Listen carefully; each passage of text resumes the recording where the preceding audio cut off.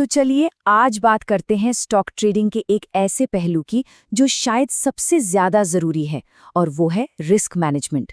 ये वो कला है जो आपको सिर्फ प्रॉफिट बनाना नहीं सिखाती, बल्कि आपको मार्केट में टिकाए रखती है। कभी सोचा है इस बारे में?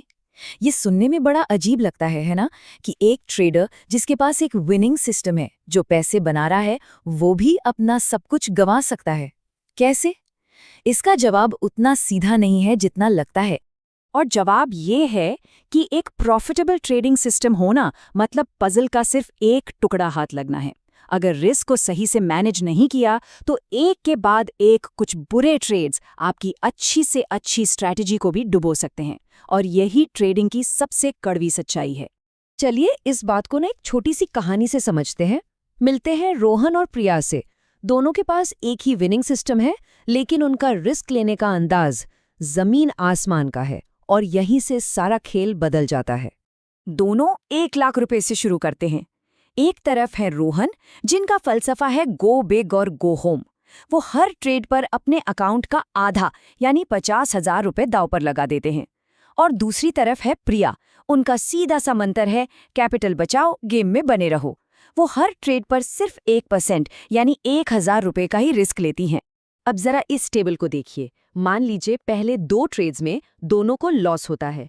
रोहन जो 50% का भारी भरकम रिस्क ले रहे थे, पहले ट्रेड में 1 लाख से 50,000 पर आ जाते हैं, और दूसरे में बूम, अकाउंट 0, खेल खत्म। लेकिन प्रिया का क्या? वो अपने 1% के नियम पर टिकी रहती है।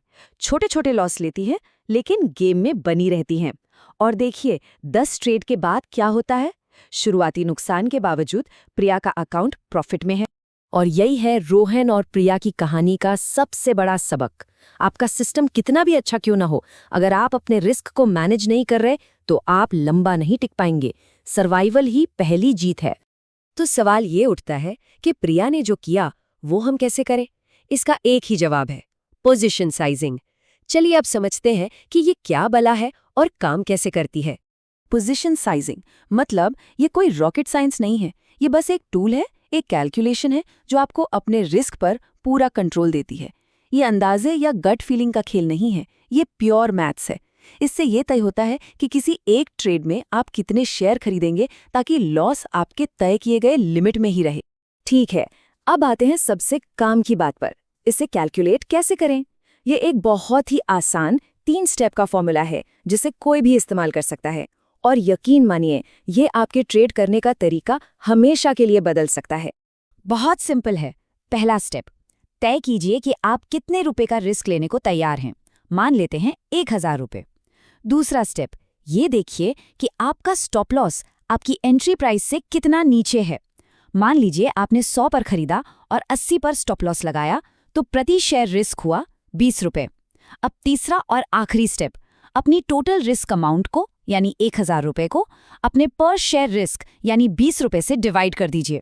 जवाब आया 50। बस आपको पता चल गया कि इस ट्रेड में आपको 50 शेयर खरीदने हैं। अगर इस पूरी बातचीत से सिर्फ एक नंबर याद रखना हो तो वो है ये, 1%।